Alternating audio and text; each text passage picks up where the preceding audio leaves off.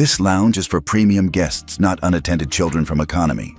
Clarissa Vaughn's voice cracked through the air like a slap, sharp, loud, and deliberate. Heads turned. Conversations halted. The Grand Vista First Class Lounge at Seattle-Tacoma International Airport, usually a hushed oasis of clinking glass and quiet jazz, froze. You could have heard a pin drop, or in this case, a Kindle. A little black boy looked up slowly from his chair by the window. Not frightened, not confused, just still. His name was Isaiah Spencer. He was 10 years old, and Clarissa Vaughn had just made the worst mistake of her 30-year airline career. Tell us where you're watching from, and tell us, what would you do if someone humiliated your child in public like this? Isaiah's hands didn't move.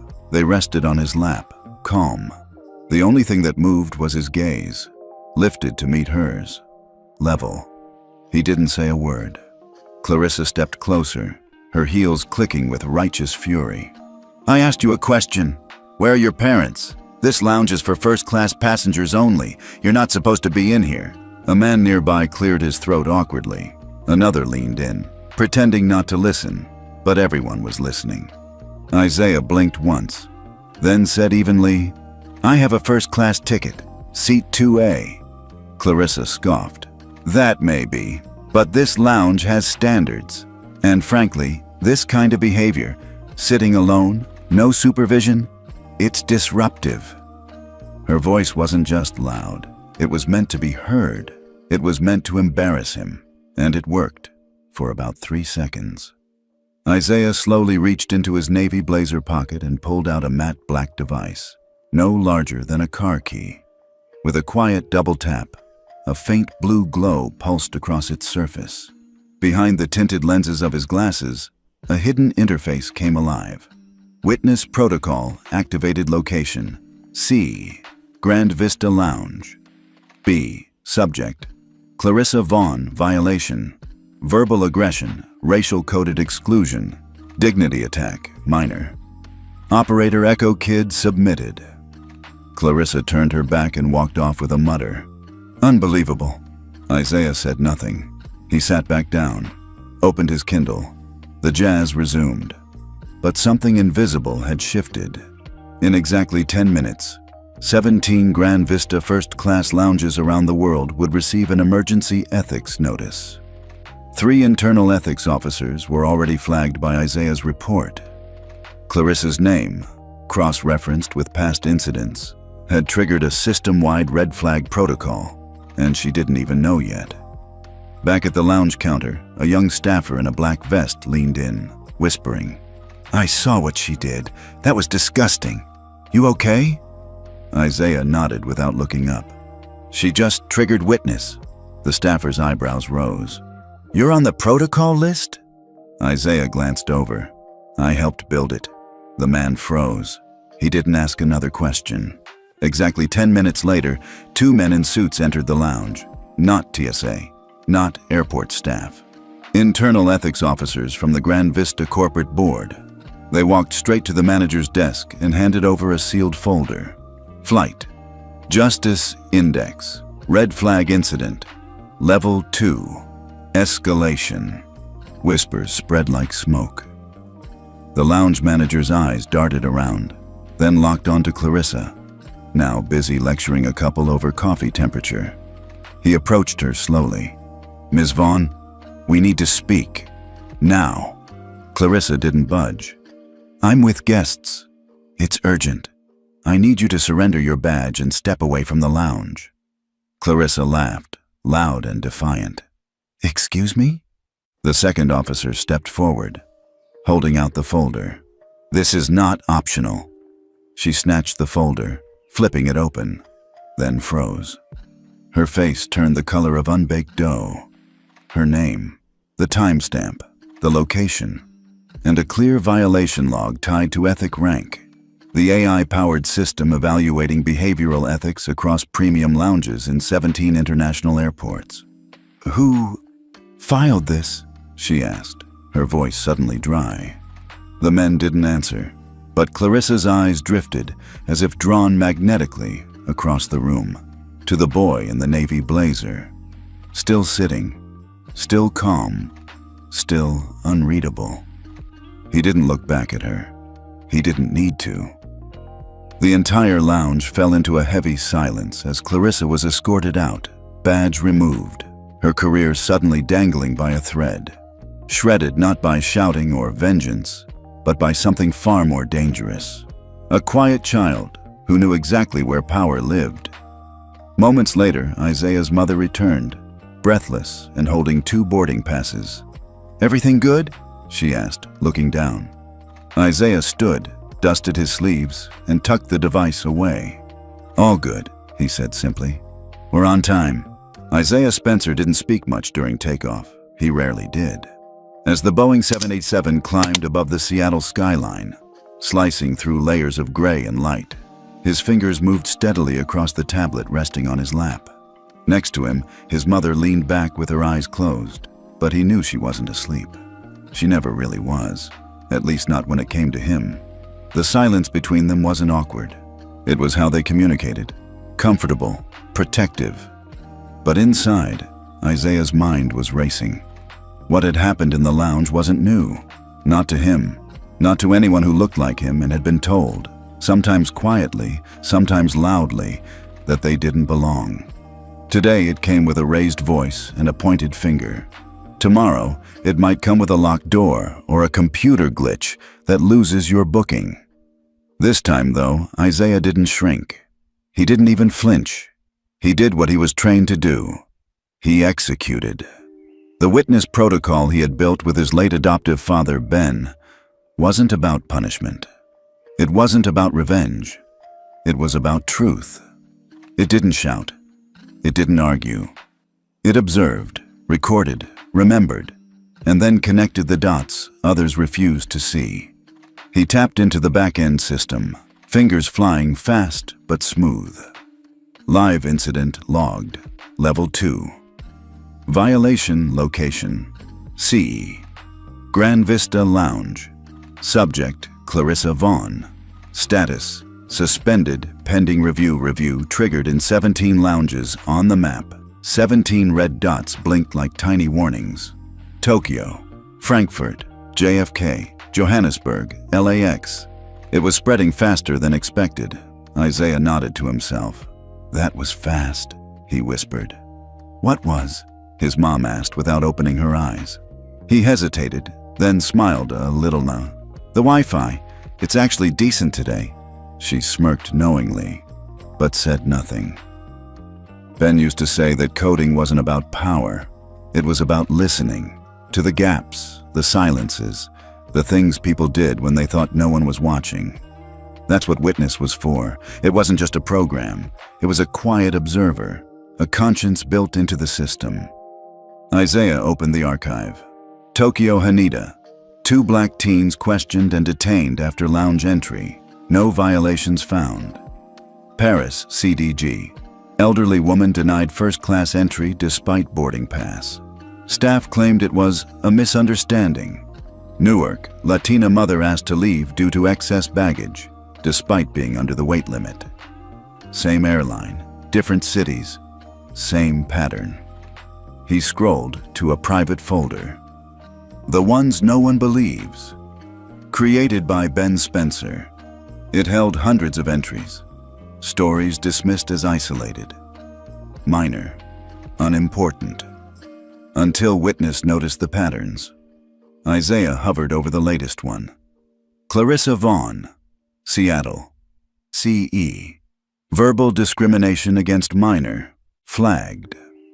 He added it to the folder. He didn't feel joy. He didn't feel triumph. He just felt clarity. Out the window, the clouds stretched for miles.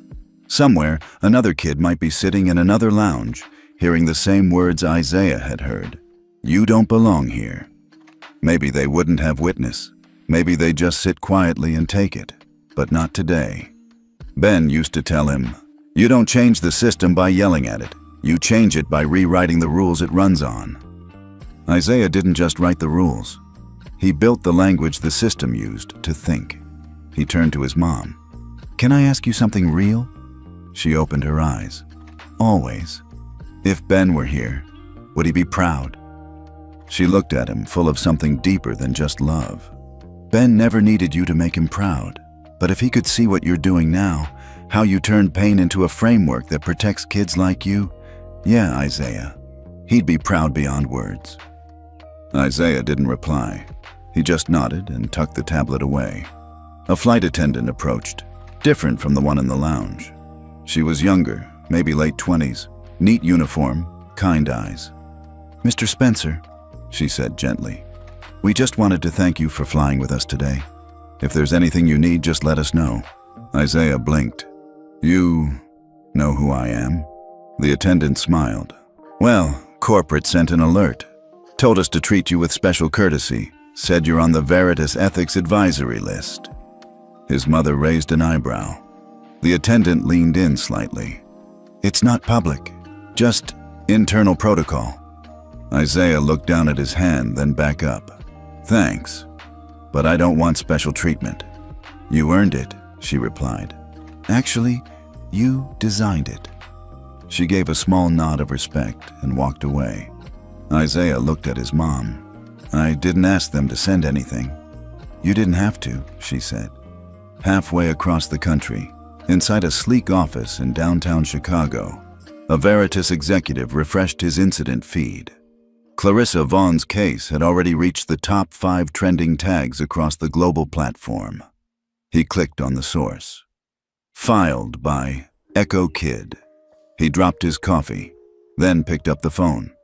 "Call the board. He's active again." Back in seat 2A, Isaiah finally closed his eyes, and for the first time in days, he slept. In a sleek corner office on the 47th floor of the Veritas building in downtown Chicago, the air was unusually tense. Not because something had gone wrong, but because something had finally gone right. Lana Ortega, Chief Ethics Officer at Veritas Global Systems, stared at her dashboard. 19 incident reports, flagged across 7 countries, all within 6 hours. Not just flagged, auto-linked, behavior tagged, and cross-verified with internal archives. All of them pointed back to one trigger: user tag, Echo Kid, Sea Lounge violation, Clarissa Vaughn. She tapped to open the live footage. Clarissa's voice rang out over the speakers, loud and dismissive. "You don't belong here!" The black boy in the video, quiet, steady, maybe 11 years old, stood still. No tears, no yelling, just silence. A silence that spoke volumes. 10 minutes later, the system began doing what it was designed to do: respond, correlate, adjust. "Is he really back?" someone asked in the room. Lana didn't look up. "He never left," she replied quietly. Meanwhile, hundreds of miles away at Veritas's southeast hub in Atlanta, a private conference room buzzed with strategy updates. 12 senior advisors sat around a long oak table while multiple wall screens lit up with cascading impact reports. 17 international lounges, policy suspensions under review, 5 airport contracts, audit protocols triggered, 2 airline CEOs, flagged for board-level ethics hearings. At the head of the table, Malik Brewster, a former Department of Justice analyst and Veritas's current strategic director, leaned forward, eyes narrowed. "We always knew Isaiah Spencer wasn't just some gifted kid. But what he deployed today, it's not just a system anymore. It's alive. It's adaptive. It's self-calibrating in real time." Nina Cho, head of systems integration, added, "It didn't just detect abuse. It understood it, contextually. It knew what crossed the line even when no one else did." One screen blinked red with a summary. Clarissa Vaughn. Sea Lounge. Level 2 discrimination flag. Status escalated. Malik tapped his pen on the table. And the craziest part? He didn't say a single word. He didn't fight, he didn't plead, he just logged in. He didn't raise his voice, Nina said. He raised the standard. 30,000 feet in the air, Isaiah stirred in seat 2A. The clouds below looked like shattered ice under a silver light. He blinked at the tablet in front of him, his system's dashboard pulsing with new updates. His mom passed him a water bottle. "You doing okay?" "Yeah," he said quietly. "Just watching it move." He tapped to review the impact. One click. Dozens of terminals shifting policies.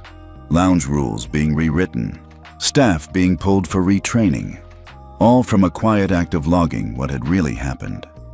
His mother watched him, then asked, "You ready for this to grow beyond you?" Isaiah paused. "Ben used to say a good system isn't measured by what it catches, but what it changes when you're not around." She smiled.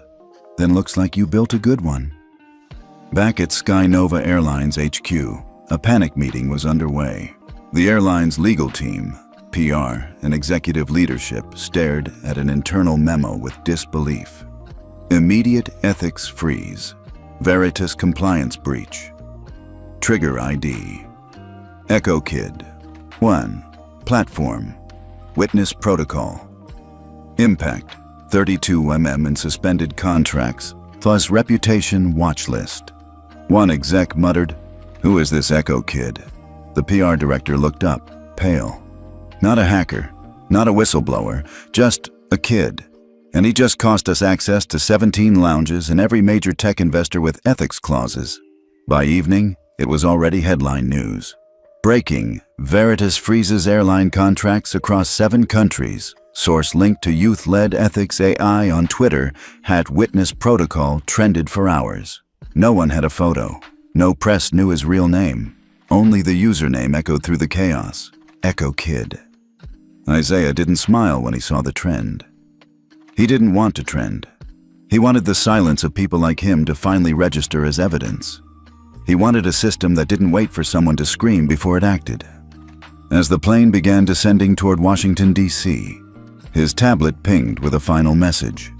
From Lana Ortega. Subject: "You changed everything. Let's make it official." Body: "We'd like to invite you to serve as a technical advisor to the Veritas Ethics Oversight Board.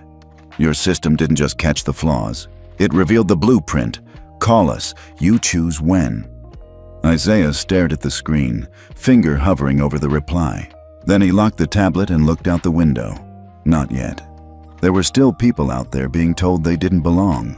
Still, stories the system hadn't learned how to hear, and Isaiah wasn't finished building the ears for it.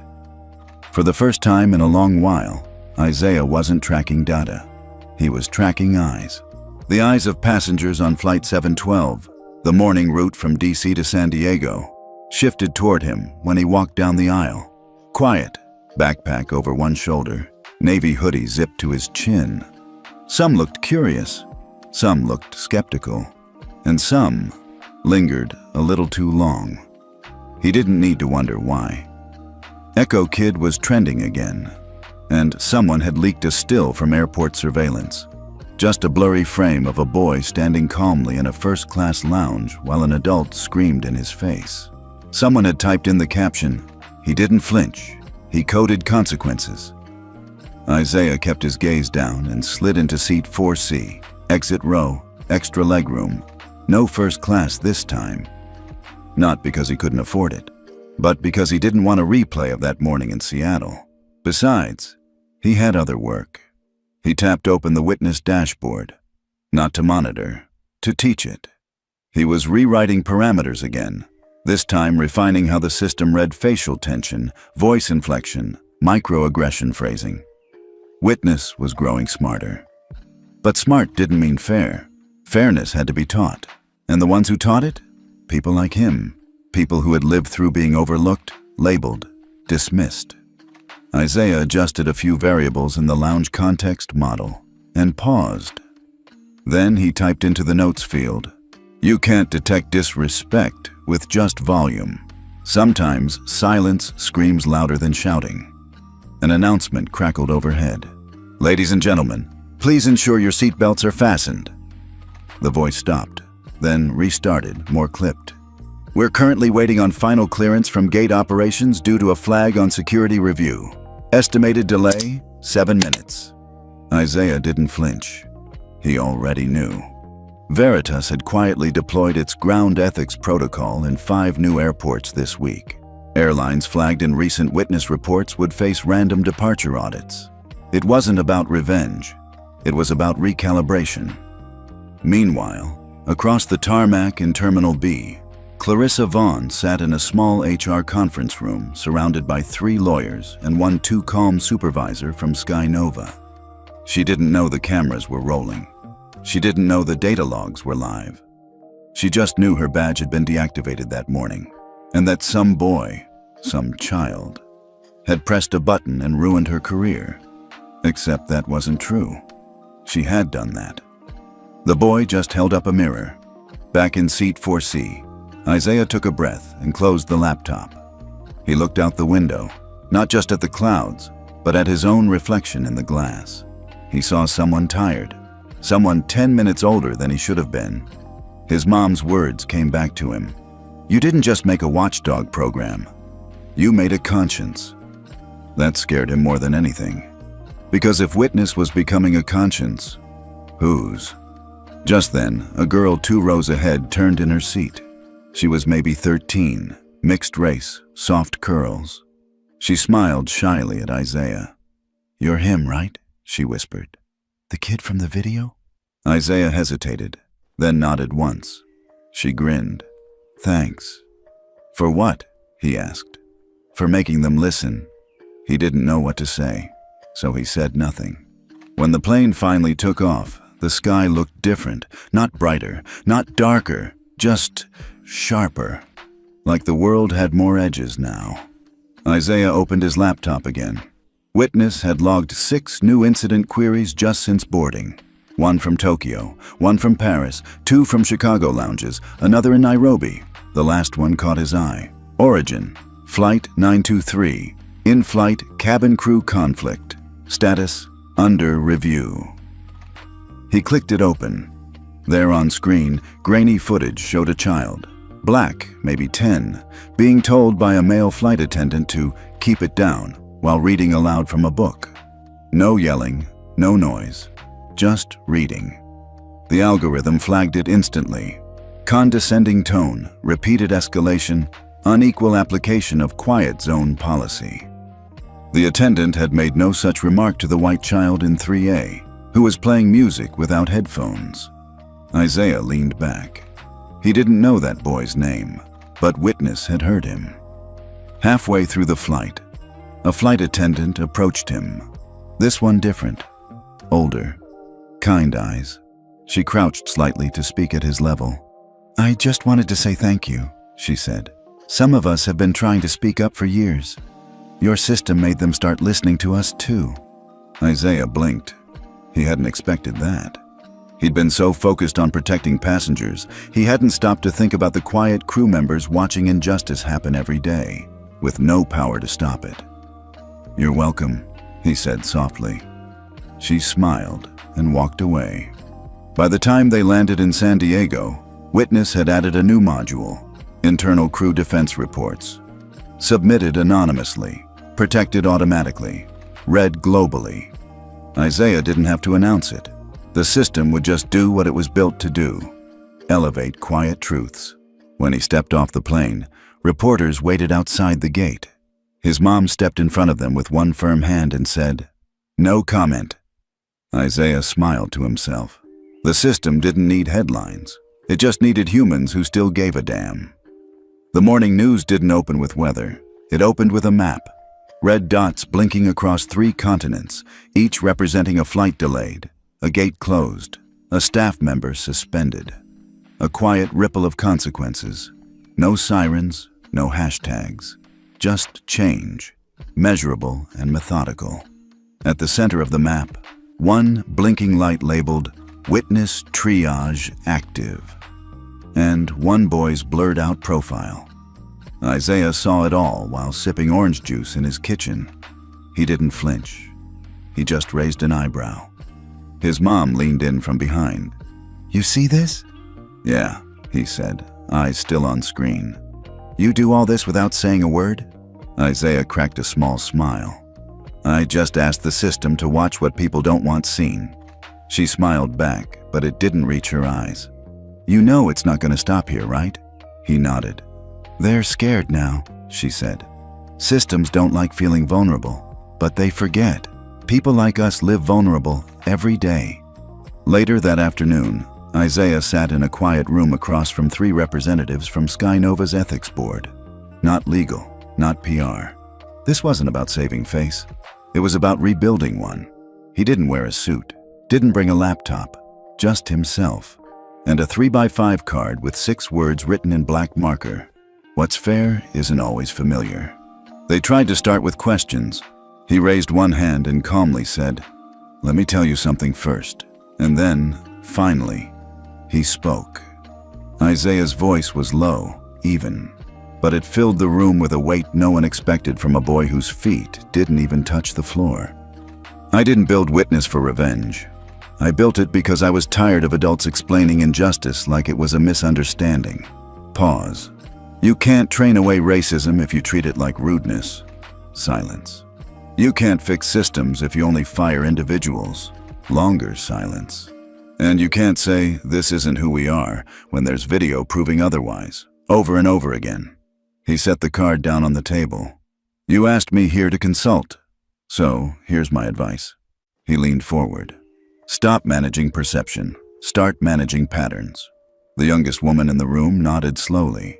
She slid a folder across to him. Inside, a proposal to make Witness integration standard across all Skynova flights. Real-time alerts, staff accountability logs, optional crew review modes. They'd even included a clause for protecting whistleblowers. Isaiah didn't smile. He asked one question. "Who owns the data?" They hesitated. He looked at them flatly. "If I don't own it, you don't get it." Meanwhile, the backlash began to take root. Not against Isaiah, but against the silence. Passengers shared stories on camera. Quiet employees submitted internal complaints that had gone unacknowledged for months. A pilot from Brazil resigned on air, citing a system allergic to decency. And in New York, a retired black flight attendant named Celeste Monroe, who hadn't been seen in public for nearly a decade, published an op-ed. What that boy did wasn't radical. What's radical is how long we tolerated what he simply revealed. The article hit 1 million shares in 24 hours. But Isaiah wasn't watching the news anymore. He was sitting in a city council meeting in Oakland, invited quietly, anonymously. On the docket, public funding for ethical AI enforcement in transit systems. He didn't say a word. He just passed a flash drive to the clerk and nodded. Inside it, a framework called Silent Shield, a stripped-down version of Witness, designed to help people who couldn't speak for themselves. Nonverbal passengers, seniors, children traveling alone, not for fame, for safety. As he left the meeting, a man in a pressed gray suit stopped him near the doors. "I work for the FAA," he said. "Not officially here, just watching." Isaiah didn't answer. "You shook the roots of an entire industry," the man added. "How does it feel?" Isaiah paused, then shrugged. "Like we're just getting started." The man stared at him a moment, then said something Isaiah wouldn't forget. "You didn't make tech. You made dignity operational." That night, at home, Isaiah sat on the floor in his room, the lights dim. He opened a notebook, not a screen, not a terminal, just paper. And he wrote 3 names. The boy on Flight 923 with the book. A girl who was removed from boarding for wearing non-compliant attire. A man in a wheelchair denied boarding after a crew shift changed. 3 people he'd never met. But Witness had seen them. And Isaiah, quietly, carefully, began building a new feature. Witness Reach, an automated system to follow up with affected passengers after incidents. Not just collect data, but offer human dignity, check-ins, resources, real action. The system would send them a simple message. "We saw what happened. You matter, and we're working to make it right." Isaiah's mom came into his room a little later, holding a tray with tea and fruit. "You okay?" she asked. He nodded. "Just thinking." She sat beside him. You know, some folks want a savior, others want a scapegoat. Isaiah didn't look up. And what do you want? He finally looked at her. Accountability. She smiled, leaned in, kissed his forehead. That's what makes you dangerous, baby. It began with a line. Just a red velvet rope and a laminated sign that read, "Authorized access only. Boardroom level." Isaiah stood in front of it, hands in his pockets, badge around his neck. Not a school ID, not a boarding pass, but an all-access guest credential issued by the FAA's Civil Ethics Division. And still, the man in the security blazer didn't look convinced. "Sorry, kid," he said, folding his arms. "This area is off limits unless your name's on the list." Isaiah didn't flinch. "I was invited," he said calmly. "Check under guest observers, Civil Tech Advisory Board, 4th entry." The guard didn't move. "Your name?" "Isaiah King." That did it. Not because he was recognized, because the guard wasn't sure what to do anymore. 24 hours earlier, a memo had circulated quietly through senior aviation circles. FAA is piloting an ethics compliance summit. Several third-party AI designers will observe closed-door policy panels. One includes Witness. No one expected the designer to be 13. No one expected him to show up in a hoodie. And no one expected he'd be seated at the far right end of a walnut conference table next to Senator Colton Myers, the same man who'd previously called Witness a woke toy built by TikTok nerds. Myers glanced at Isaiah once, then looked away. The panel started with a quote projected on screen. "The measure of justice in any system is not how it treats the powerful, but how it corrects the powerless being wronged." Isaiah knew that quote. He'd coded it into Witness's original onboarding module, but hearing it here, recited by someone in a three-piece suit, felt hollow. He said nothing. He just waited. One by one, board members gave opening statements. They talked about policy harmonization, about global scalability, about AI cooperation, and guardrails. Isaiah listened like a surgeon watches a weather forecast. Interesting, but irrelevant to the actual wounds. Finally, the chair tapped her mic. "We'd like to hear from Mr. King." Half the room turned toward him. The other half just blinked, unprepared. Isaiah set his voice level. "You're trying to regulate behavior without ever asking how people experience harm." No one interrupted. Not yet. "You're focusing on data models when the real problem is moral models." Still silence. "And you're asking how to avoid lawsuits, when you should be asking how to rebuild trust." The senator finally scoffed.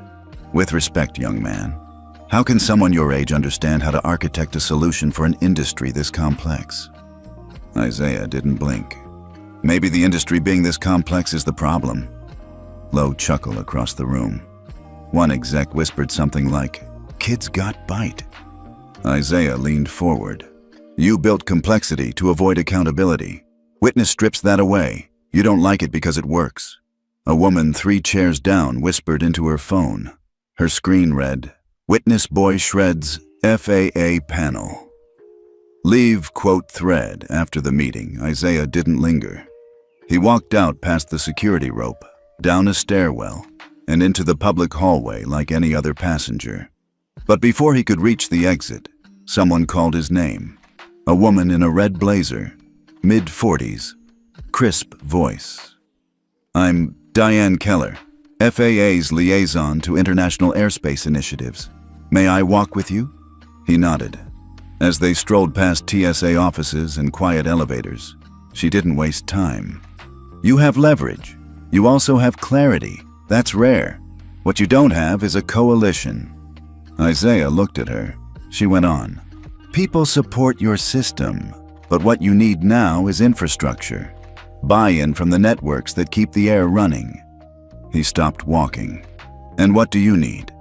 She smiled slightly. "A future where AI isn't built without conscience." That night, Isaiah met with his mother and 3 Veritas board members at a private home office back in Oakland. He presented his expansion plan. Not about scaling Witness, about decentralizing it. Instead of one master system, he proposed local witness nodes, modular, airport-specific tools that adapt to their environment but stay linked to a shared ethical backbone. They wouldn't just watch. They'd educate. They'd alert, train, reconcile. And every time an incident happened, passengers wouldn't just get a review case number. They'd get options. Apology, mediation, real-time transcripts. Even the chance to flag silence when nothing was said but everything hurt. One board member asked, "You think airlines will agree to all that?" Isaiah replied simply, "No, but their investors will." The next morning, a joint press conference aired live from Logan International. A partnership was announced.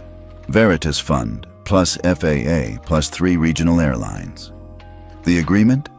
All participating airlines would receive access to Veritas Sustainability Capital in exchange for mandatory integration of ethical transparency systems in 2026. The name? Echo Line Initiative, powered by Witness.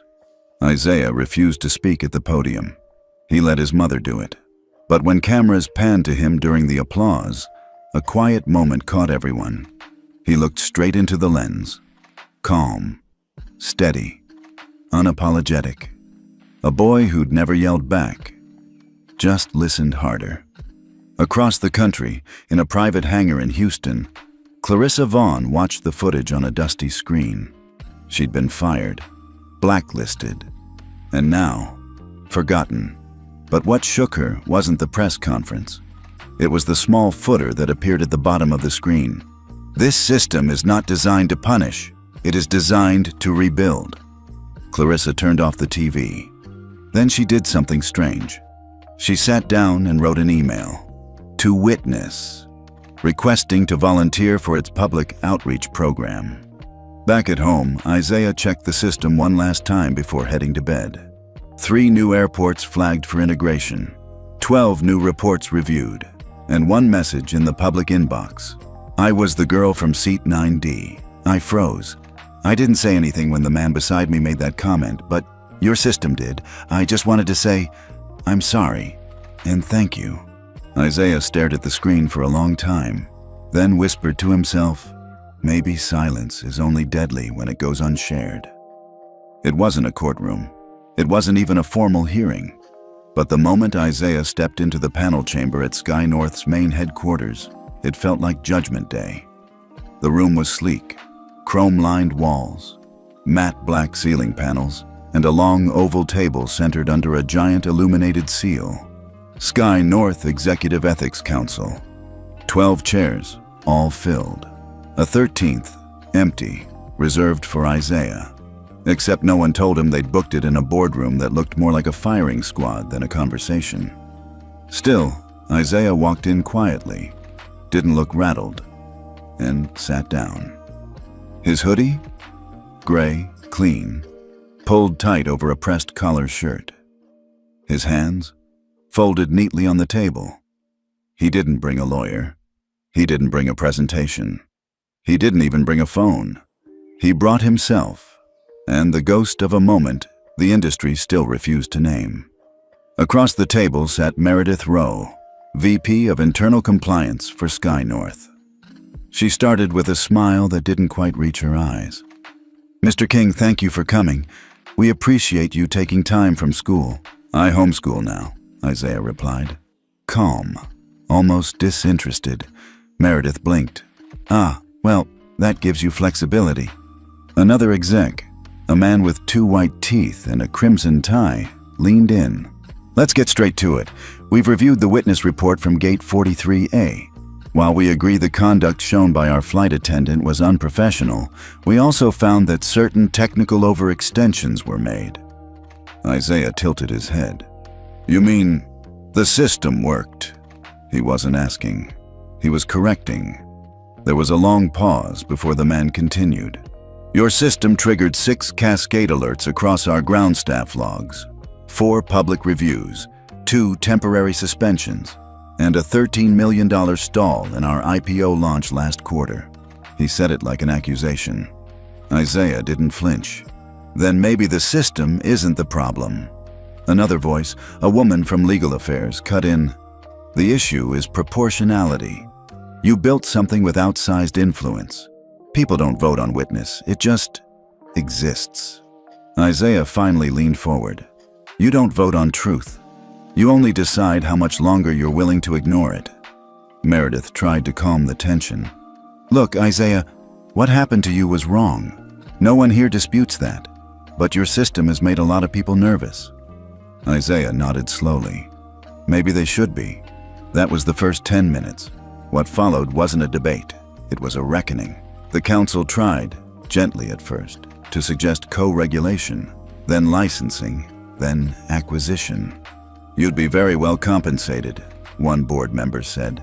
We could appoint you to an advisory role. Isaiah didn't raise his voice. He didn't need to. Sky North has a pattern of internal silence. That's what witness exposes. Buying me doesn't fix that. Someone scoffed. You're 13. Isaiah met his gaze evenly. And somehow, I'm the only one in this room who read your own ethics handbook. When the room fell quiet again, the chair of the board cleared her throat. Mr. King, would you be open to a compromise? Something constructive? Isaiah waited. The chair continued. We're piloting a new approach, an internal protocol to retrain staff through simulated scenarios, a digital empathy overlay. Maybe you could help us soften the interface of witness. Isaiah paused. No, she frowned. Why not? Because empathy isn't software, it's behavior. Then he reached into his hoodie, pulled out a folded sheet of paper, and placed it on the table. What's this? Meredith asked. A list of passengers who submitted witness reports on Sky North in the last 90 days. Reports you buried. I gave the FAA full access. Nobody touched the paper. Nobody had to. Everyone in the room had already read the memo, and everyone knew what it meant. The data wouldn't be buried again. Not after it had gone public. By the time Isaiah left the room, no one stopped him. No one spoke. The room that once echoed with silence now sat in it, like shame that hadn't figured out how to apologize yet. Later that week, Sky North released a joint statement. We acknowledge recent internal challenges and are committed to building a more equitable and accountable passenger experience. As part of this initiative, we will integrate the witness system into our pre-boarding and post-flight review procedures. It didn't mention Isaiah by name, but it didn't need to. A day later, Isaiah received a package. No return address. Inside was a navy blue envelope and a simple card. Just 3 handwritten words. You were right. He didn't know who sent it, but for the first time since Gate 43A, Isaiah let himself smile. Not because he'd won, because the system had worked. But the story didn't end there. Witness didn't just monitor flights anymore. It started being used in school buses, court waiting rooms, even emergency shelters. Not to punish, to document, to make silence visible. And Isaiah? He went back to coding. Quietly, consistently. He didn't give interviews. He didn't attend panels. He didn't want to be famous. He wanted to be useful. One evening, his mom found him sitting on the porch, staring out at the Oakland skyline. Long day? She asked. He nodded. Want to talk about it? He shrugged. Everyone wants witness to work, but they don't want to change what made it necessary. She sat beside him. And what do you want? He looked up at the sky. To never have to build something like witness again. She didn't say anything for a while. Then she rested her hand on his. That's the most grown-up thing I've ever heard. Back in New York, the woman from Gate 43A, Clarissa Vaughn, stood in front of a classroom of new hires. She wore a red blouse, her voice steady. She looked at the screen behind her. Ethical training, the witness era. And then she said something no one expected. I was the flight attendant. Gasps. Silence. I yelled at a child because I thought I could get away with it. I thought no one would remember, but the system did. And I'm here now because I want to help make sure no one forgets. Back on the porch, Isaiah received one more email that night from an airport janitor in Detroit. It read, I saw something today. A guard making fun of a refugee family because they didn't understand where to go. I logged it through Witness. The guard got flagged. The family was helped. I just wanted to say, your code gave my silence a voice. Isaiah sat back, closed his eyes, and whispered to no one in particular. Then it's working. Oakland never really slept, but that Sunday morning had a strange kind of stillness to it. The kind that felt like the city was holding its breath. Isaiah King sat at the back corner of Cafe Ella, hands wrapped around a warm mug of hot chocolate. Not because it was cold. California didn't believe in real winters, but because that was how he stayed grounded. No screens, no earbuds. Just the hum of a downtown that didn't yet know what was coming.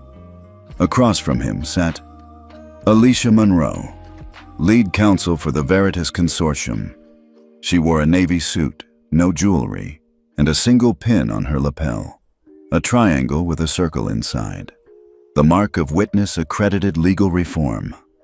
Do you know why we asked you here? She asked softly. Isaiah nodded. Because it's not about one flight anymore. Alicia gave a small smile. Exactly. Since Sky North's reluctant partnership with the witness system, over 3,400 flight-related complaints had been reopened across the country. But it wasn't the number that scared people. It was the consistency. Same language, same power imbalance, same quiet disbelief behind every incident. Until now. And Isaiah, whether he liked it or not, had become the eye of the storm. Alicia slid a folder across the table. We want to bring this to federal review. Department of Transportation, Civil Rights Office, and we want you to present the case. Isaiah opened the folder. Inside, anonymized transcripts, facial recognition patterns, flagged audio logs. It was an archive of discrimination no one had been forced to name until a kid built a system that wouldn't look away. He didn't speak for a long time. Then finally, softly, if I do this, I want to do it in my words. Alicia nodded. Of course. He looked up, and not in a suit. She smiled. You wear whatever makes you you. 1 week later, Isaiah stood in front of the Federal Aviation Oversight Council, flanked by 2 monitors and 1 mic. He didn't have a lawyer. He didn't bring a press team. He didn't even wear shoes that matched. But he had evidence. And when he clicked the first slide, the screen filled with a mosaic of faces. Children, seniors, disabled veterans.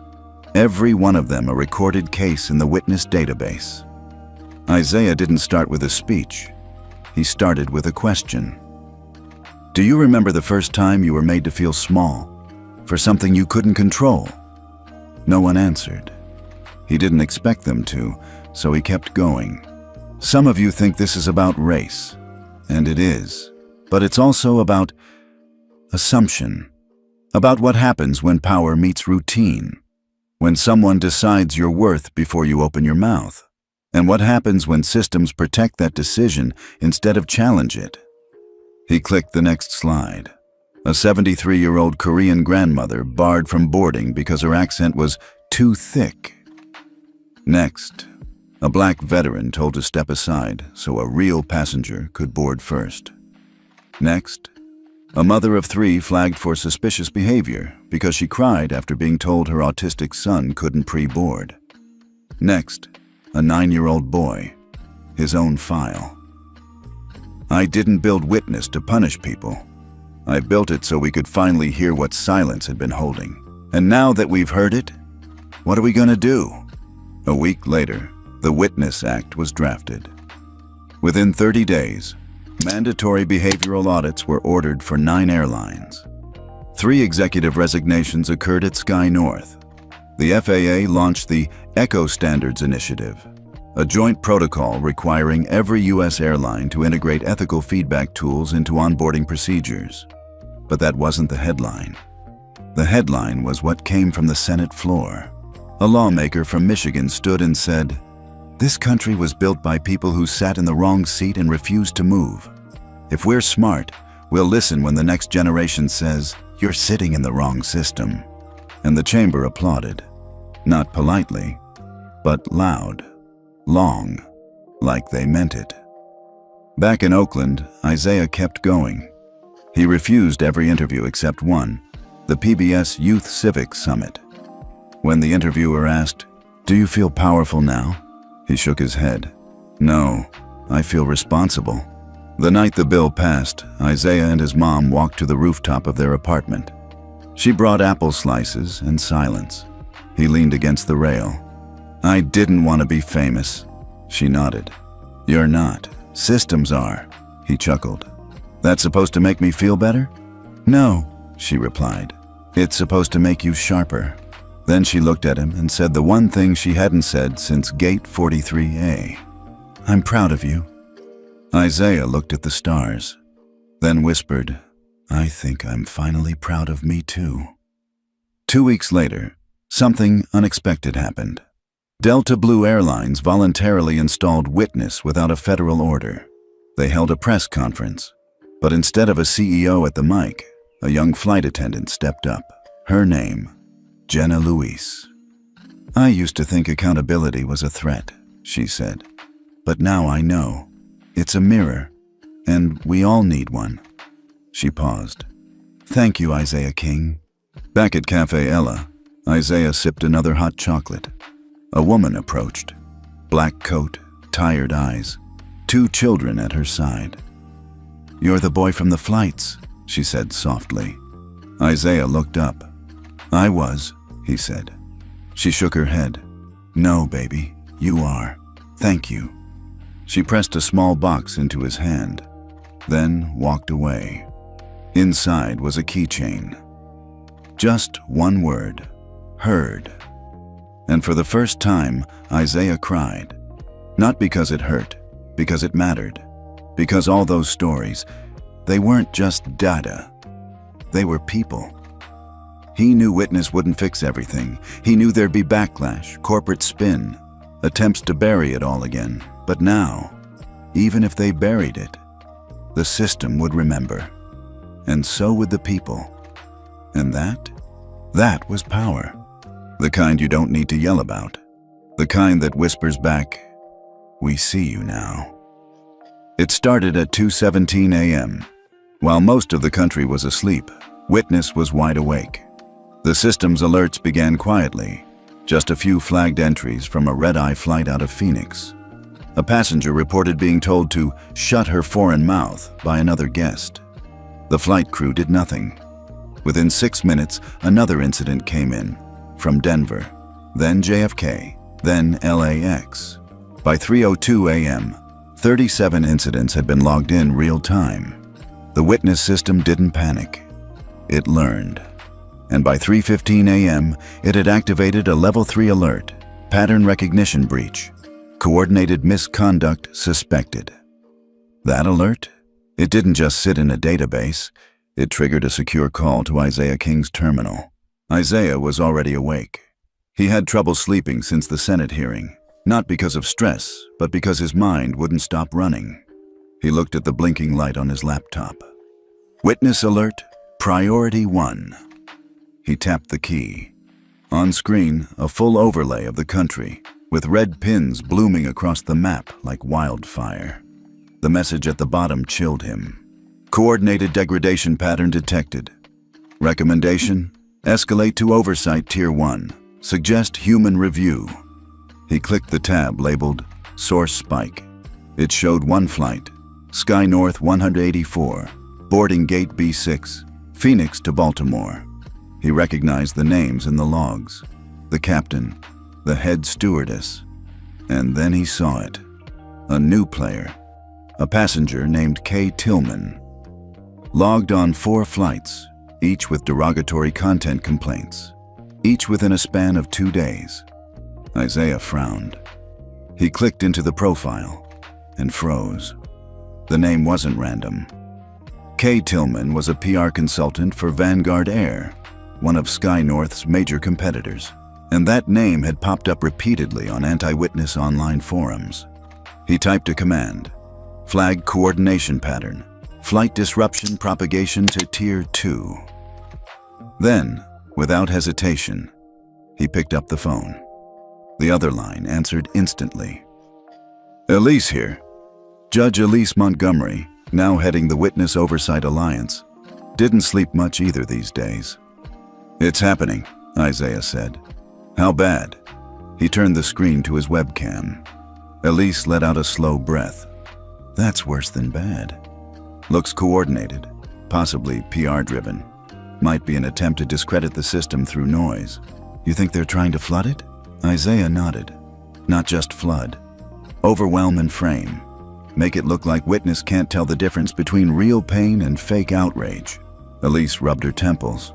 "All right, I'll call Monroe and the FAA, but we need a counter-response." Isaiah stared at the screen. "No," he said. "We need to show that the system evolves faster than corruption does." By sunrise, Operation Mirror Protocol had been activated. Witness switched to Tier 1 Deep Learn mode, isolating linguistic markers, speaker cadence, and geospatial activity. By 9 a.m., 142 entries had been voided, automatically proven false. At 9:12 a.m., the system posted a public dashboard update. Attempted mass falsification of behavior reports detected. Investigation in progress. Source pattern ID, Delta Mask Chart 47A. It was the first time the system had called out a smear campaign in real time, and people noticed. Media outlets initially tried to twist the event as proof the system was flawed, but the twist backfired. Within hours, independent journalists, tech ethics experts, and passenger rights groups flooded the discourse with hard data. Hashtags like "You tried witness" and "That echo doesn't sleep" trended nationwide. Isaiah didn't post a single tweet. He didn't need to. Meanwhile, Vanguard Air's CEO released a tepid denial. Too late. A whistleblower leaked internal emails suggesting a noise injection campaign had been pitched by Kay Tillman weeks earlier. And that pitch included a plan to strategically plant ethical complaint noise to destabilize public trust. When confronted, Tillman denied everything. But Witness had audio. Clean, time-stamped, and irrefutable.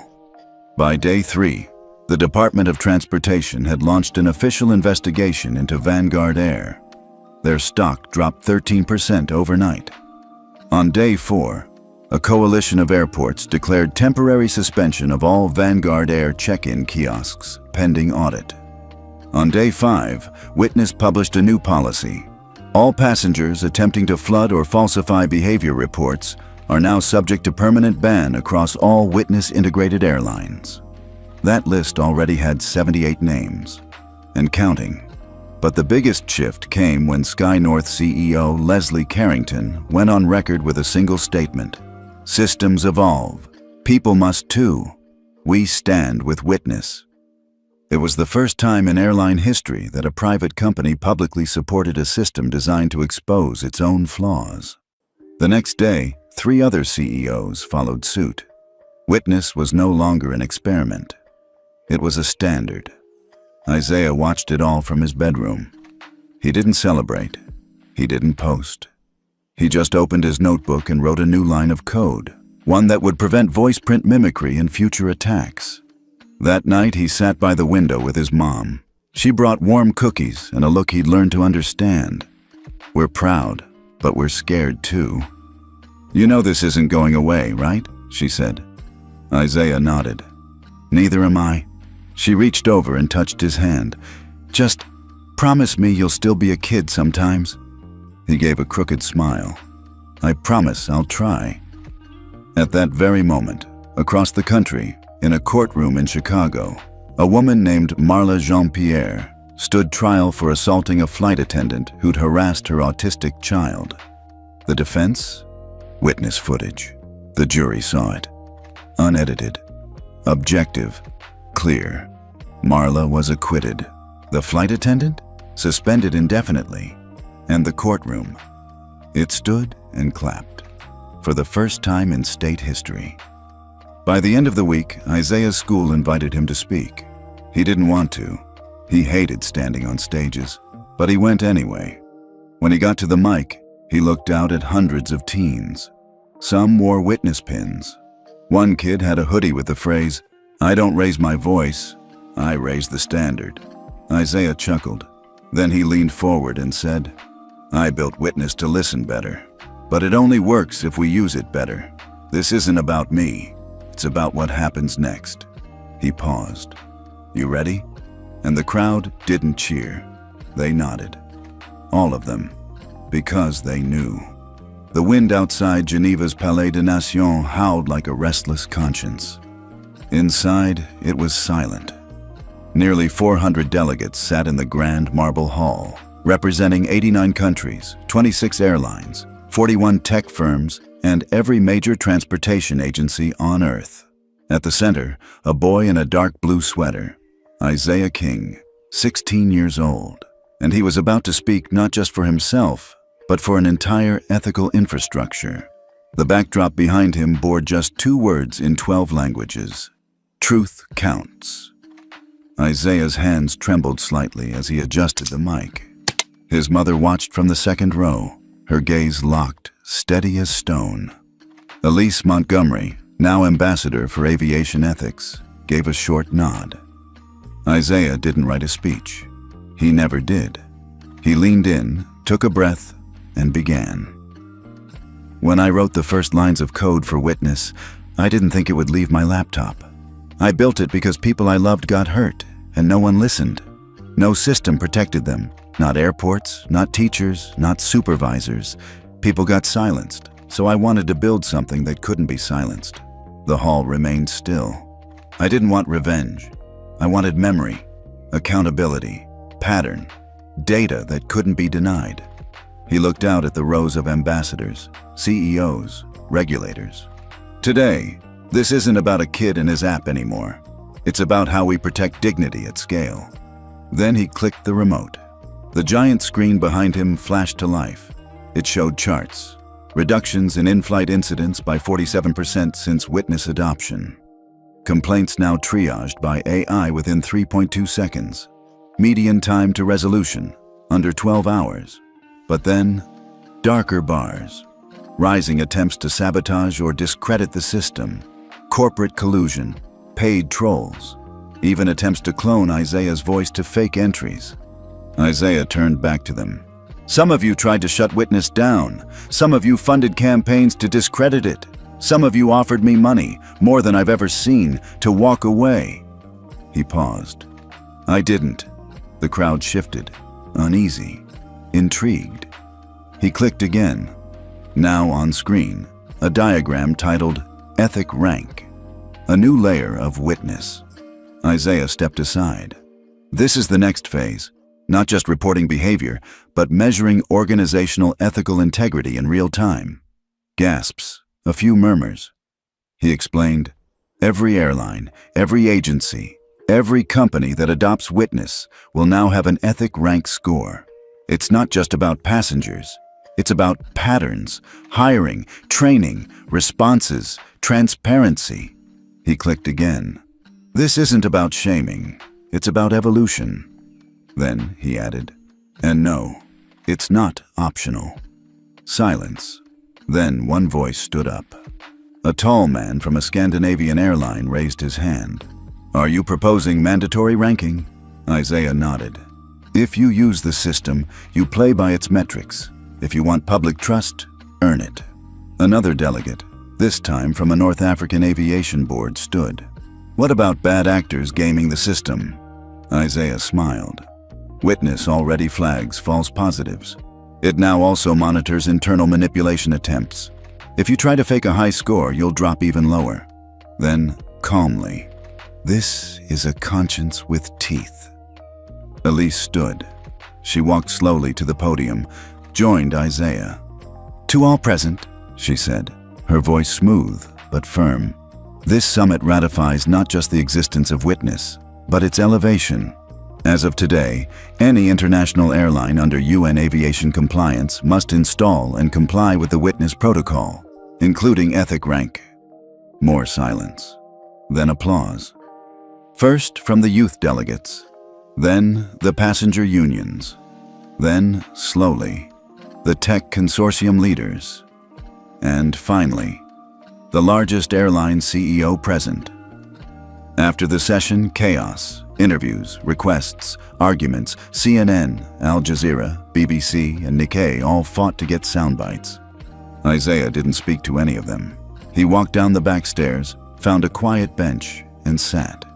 His mom followed. "You scared them," she said. "I know. They needed it." "I know." Meanwhile, inside the summit, a separate screen went live. It displayed the first live Ethic Rank leaderboard. Sky North, 88.4, Blue Horizon, 76.2, Vanguard Air, 42.3, blinking red. Air Free, Europe, 91.0, Veritas Transit, 94.7, and at the bottom, a message. Scores update every 6 hours. Transparency is not a trend, it's policy.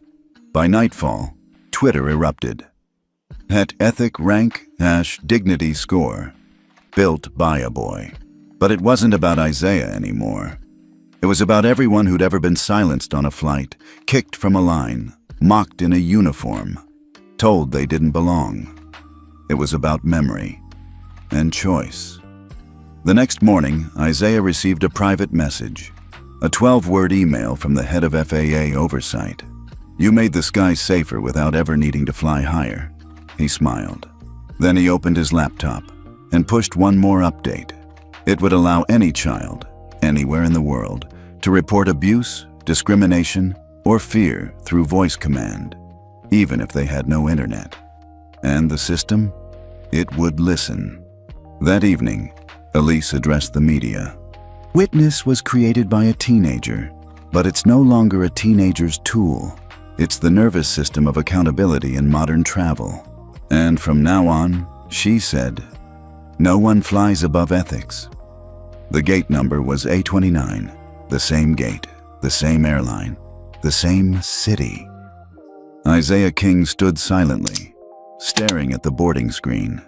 The logo of Sky Nova still pulsed faintly on the monitor, as if the digital veins of the industry hadn't caught up to the moral rupture just yet.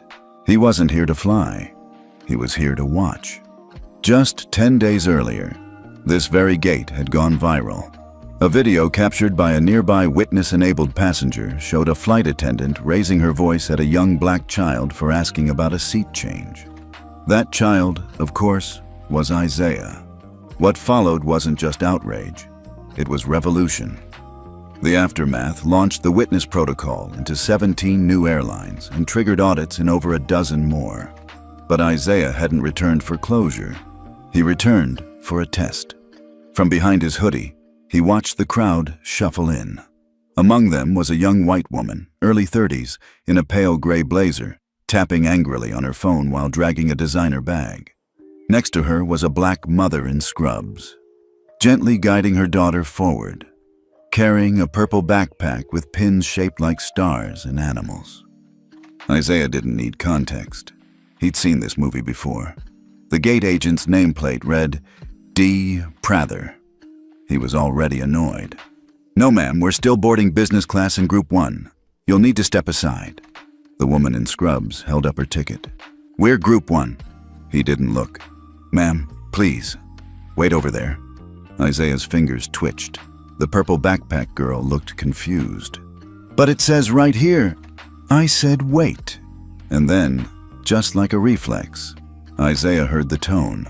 That same tone. Sharp, flattening, assumptive.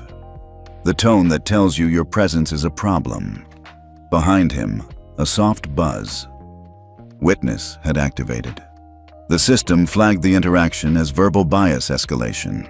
D. Prather had just made the same mistake his colleague had 10 days ago, and he didn't know who was standing in line behind the girl. Isaiah stepped forward. He didn't say a word. He simply tapped his phone, activating witness relay mode. A green circle pulsed in his palm. The gate agent's tablet blinked red, then froze, then disconnected. Prather stared at it. What the? His voice trailed off as a low chime came over the airport's PA system. Attention, Gate A29. Please stand by for an on-site ethics calibration event. Security and witness compliance officers are en route. People looked around. Isaiah took one step closer. Then he turned to the woman in scrubs and her daughter. You can board now, he said gently. "You're Group 1. The woman stared at him, confused. "Who are you?" Isaiah smiled faintly. "Just a passenger." The gate agent's earpiece clicked loudly in his ear. A voice came through, female, authoritative. "Gate Agent Prather, please remain still. You are currently under provisional review." He froze. By now, several airport staff had arrived. 2 from Skynova Compliance, 1 in a gray vest bearing the Veritas Transit Oversight logo, and a 3rd in a blue blazer with Witness embroidered in white on the lapel. They didn't say much. They just surrounded Prather, then politely asked him to remove his badge and hand over his tablet. He complied with the stiffness of someone trying to hold on to whatever dignity they thought they still had. Isaiah turned to leave, but just before walking away, one of the Veritas officers stopped him. "Mr. King," she said, "there's a message for you from the Ethics Council." Isaiah raised an eyebrow. She handed him a card. Not a business card, a data card. Slim, matte black, with a golden insignia that read, "Clearance, Stratum Vi." He nodded, tucked it into his hoodie, and disappeared into the crowd. That night, news broke. Flightgate triggered by Teen Tech founder results in instant suspension, system audit. Witness protocol now enables real-time accountability. Industry scrambles. Who is this boy, really? The silence behind the revolution. But Isaiah didn't read the headlines. He sat at the train station platform outside Terminal C, watching planes lift into the sky. Behind him, the girl with the purple backpack boarded safely with her mom. The next morning, in a quiet glass building on the outskirts of Zurich, Isaiah placed the data card into a terminal slot. A holographic screen illuminated the room. The words read, "Welcome, Isaiah. Stratum Vi granted. Global Ethics Grid interface unlocked. Below it, thousands of incident reports, policy drafts, and shadow data flowed." Then, a blinking message. "One node still remains unchecked. Initiate Ghost Line Protocol?" He frowned. Ghost Line? He tapped. A new interface unfolded. This time, not about flight incidents. It was about ownership chains, policy loopholes, and suppressed internal documents. Some of them dated back years, others just weeks. And all of them led back to one place: Skynova's parent conglomerate. Isaiah leaned back. So this wasn't over. Witness wasn't the finish line. It was just the entry point. Because now, it wasn't about incidents anymore. It was about systems, about who profits from bias, about how silence became a revenue stream. And now, thanks to that final card, he had the clearance. Back in the States, the girl with the purple backpack posted a video on TikTok. Just 15 seconds. No captions. Just her smile and a caption that read, "He didn't say much, but everything changed." The comment section exploded. Who was he? Was that Isaiah? #Witness Protocol forever. Protect this kid at all costs. And quietly, trending beneath it all, had Ghost Line rising. It started with a flicker. Not a loud crash, not a headline. Just a blink. Across airports in Atlanta, Denver, Frankfurt, and Johannesburg, screens momentarily turned gray, then pulsed back to life. A tiny watermark now appeared in the corner. Ethic rank active. Most passengers didn't even notice, but the crews did. So did the executives, and certainly the shareholders. Because that blink meant only one thing. Skynova's flight operations were no longer solely in Skynova's control. Isaiah watched it unfold from the living room of his grandmother's house in DC. The old house creaked in the corners like it always did, smelling faintly of lemon oil and radiator heat. He sat cross-legged on the floor, the same floor where he once coded his first interface as a 9-year-old with crayons and graph paper. His laptop buzzed softly in front of him. A dashboard full of colored grids, each square labeled with an airport code. He clicked one. Sky EU. Core. It opened a live policy feed from Brussels. A new flag appeared. Crew member flagged. Ethics rank below threshold. Status. Auto paused. Under review. He didn't smile. He just took a breath. This wasn't revenge. This was repair. Across the Atlantic, at a shareholders meeting in Geneva, Skynova's CEO stepped onto the stage. He looked tired. For weeks, the company had scrambled to suppress the system Isaiah helped expose. They had failed. The ethics scorecards were now public. The witness system had gone international, and more damaging than anything else, public trust had shifted. People were booking flights based on ethic rank, not price, not amenities, but accountability. Back in D.C., Isaiah's mom sat beside him, a nurse's badge still hanging off her jacket, tired from the night shift. She ran her fingers through his curls. "They know your name now," she said softly. He shrugged. "They knew it before. They just didn't care." She looked at him. "And now?" Isaiah finally looked up from the screen. "Now they care who's watching." The media kept chasing interviews. He turned them all down, except one. Not a TV anchor, not a tech vlogger, but a retired teacher from Baltimore who ran a podcast called The Quiet Fix. They met in a library, surrounded by soft carpet and old wood shelves. The teacher asked him, "Why didn't you speak out right away? You had every right." Isaiah replied, "Because silence is what they expected, but they didn't expect silence to have a system behind it." Meanwhile, other kids began uploading their own moments. One in Tokyo.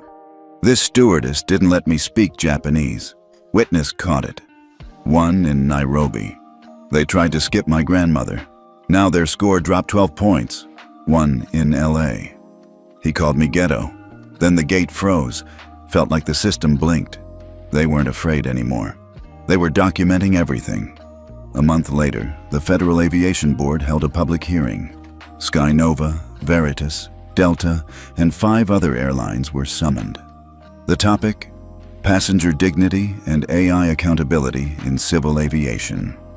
Isaiah was invited to testify. He declined. Instead, he submitted a single-page statement that simply read, "You built the skies. I just made sure someone was watching." Back home, one night, Isaiah stood alone on his grandmother's porch. The streets were quiet. A winter breeze rustled through the oak trees. From his pocket, he pulled out a small silver pin, the one he used to wear on his backpack as a kid. A pin shaped like a paper airplane. He pinned it to the edge of the porch railing, a nod to where it all began. And quietly, almost like a prayer, he whispered, "Let the next kid fly easier than I did." Then he went inside, and the porch light flickered once behind him. Have you ever seen justice arrive without a word spoken?